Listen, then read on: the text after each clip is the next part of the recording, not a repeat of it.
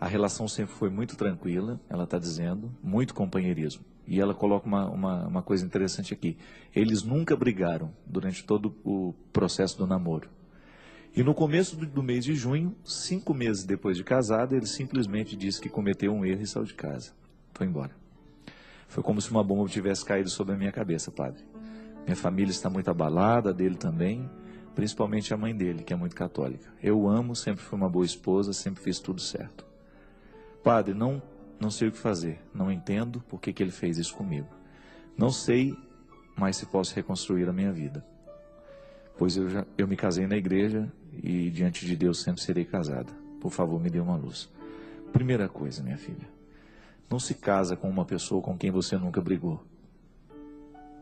Né? Isso não é um valor, com todo respeito. Uma relação ela só pode ser compreendida como saudável se há desentendimentos também.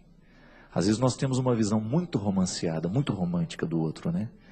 Nós nunca brigamos, nós nunca fizemos isso, nós nunca fizemos... Outro dia, eu estava até me recordando, há muitos anos atrás, eu me encontrei com um rapaz, na Canção Nova mesmo, e muito casualmente ele me chamou e falou assim, padre, eu vou me casar na semana que vem. São, parece que 6, 7 meses de namoro, mas a gente sabe que a gente se ama. E eu estou me casando, padre, muito feliz, porque durante todo esse tempo de namoro, eu nunca desejei a minha namorada sexualmente. Aí consegui viver a castidade, nunca nem desejo por ela eu senti, padre, olha que maravilha. Aí eu pus a mão na cabeça. Porque isso é visão romântica. Gente, como é que você vai se casar com uma pessoa pela qual você não sente atração sexual? Isso não existe. Isso é visão romântica. Se ele me falasse que ele estava se casando com uma mulher com quem ele lutou o tempo todo para viver a castidade, isso é maravilhoso. Ele sentia o desejo e lutava para poder preservar-se para o casamento e preservar, uma vez que isso para os dois era um valor. Agora, sentir-se feliz por não sentir-se atraído por ela, pelo amor de Deus. E eu não medi as palavras, meu filho, não se case então. Não se case, porque isso é um requisito básico para uma relação a dois. Para você se casar com uma mulher, você tem que no mínimo sentir-se, além de tudo, você tem que ter no mínimo atração sexual por ela. Como é que você vai estabelecer uma relação de marido e mulher, a partir do respeito, com tudo aquilo que a gente sabe que é valor? Mas o sexo faz parte da vida do casal e para com essa visão ingênua das coisas. Isso não leva ninguém a nada. Deus não nos fez para sermos anjos. Não nos criou para sermos anjos. E Ele não vai nos pedir respostas de anjos. Você não é anjo e não tem que ter comportamento de anjo. Você tem que ter comportamento de homem honrado. Com todo respeito a você, minha filha. Ao me contar que você nunca brigou com seu namorado, que você se casou com ele, sem nunca ter tido um conflito com ele, você entrega para mim a prova concreta de que o casamento de vocês não deveria ter acontecido. Sabe por quê? Porque a gente só pode se casar depois que você viveu todas as fases do conflito. Porque senão você está casando com um príncipe encantado, e ele está casando com uma princesa.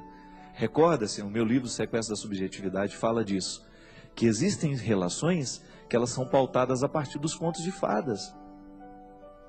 A menina espera que o príncipe encantado chegue. E um dia ela acha que encontrou esse príncipe encantado. Daqui a pouco ela descobre que ele é um sapo. Ela vai embora. O encanto se desfaz.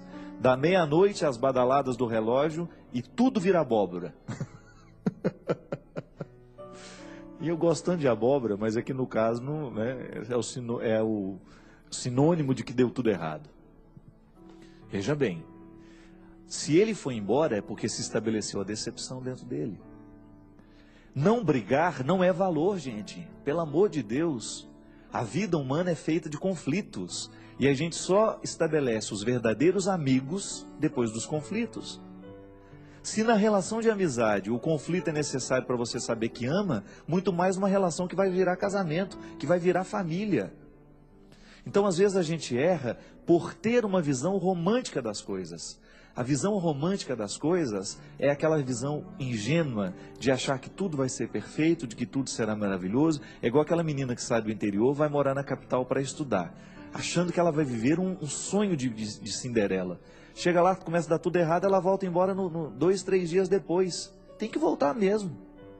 Se está esperando que a vida seja fácil, está esperando que tudo vai ser simples, não. Dá certo na vida é quem sabe enfrentar o conflito.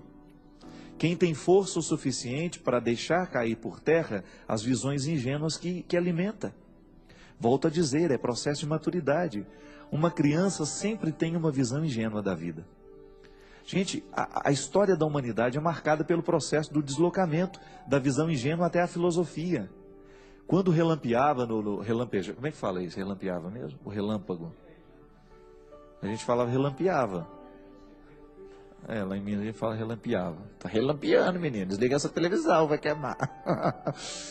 Quando relampejava, o Cristo está falando que é assim. Sabe o que a gente falava? Papai do céu está bravo. Isso é uma compreensão mítica da realidade. Isso é uma explicação fácil. Diante de tudo que a gente não sabe explicar, a gente costuma ter uma visão mágica, uma explicação mágica. A sabedoria, a inteligência, ela consiste em nós sabermos adequar as respostas para as devidas perguntas. Conflito é isso. É você buscar a resposta certa para a pergunta que você tem. Se você vive a partir de uma visão romanceada, de que tudo será lindo, maravilhoso, você vai se decepcionar justamente no momento que você descobrir que as pessoas não são assim. E o outro não tem obrigação de ser. Muitas vezes, minha filha, uma situação como a sua, você não é a única. Quantos casais se casam assim, achando que o outro é uma princesa, que o outro é um príncipe? Aí na hora que começa a conviver, viu que nada disso era verdade. Porque se já tivesse quebrado o pau antes, tudo bem. Vocês já teriam sabido, olha, nós brigamos, nós já nos acertamos, a gente sabe quais são as nossas diferenças, a gente sabe quais são as nossas qualidades, mas a gente se escolheu mesmo assim. Aí você não está casando enganado. Agora, ao confessar que vocês nunca brigaram, você nos dá a entender de que realmente vocês não se casaram na época certa. O conflito não aconteceu. E conflito é que amadurece uma pessoa. Olha, se você quiser fazer o seu filho ficar criança a vida inteira, é só você evitar os conflitos na vida dele. Só você colocar debaixo da sua asa, não permitir que ele voe, não permitir que ele erre, não permitir que ele caia. É só você fazer isso. Cuidado excessivo faz isso com as crianças. As crianças ficam imaturas para o resto da vida. Aí você vai ver aquele homem lá de 40 anos que ainda tem dificuldade de lidar com as próprias dificuldades. Dificuldade com a própria dificuldade. Ele não sabe lidar com os limites que tem.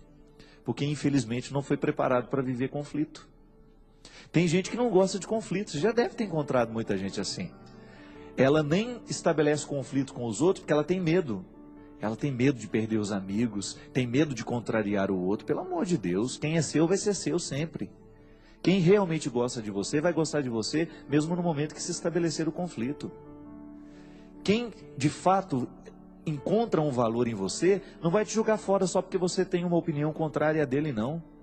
E tem gente que às vezes, para dizer que pensa de forma diferente, tem uma dificuldade danada. Isso é imaturidade, gente. Maturidade consiste em nós sabermos dizer o que a gente verdadeiramente pensa sobre as coisas, consiste em a gente verdadeiramente dizer o que a gente sente, sem medo do que o outro vai reprovar ou aprovar em nós.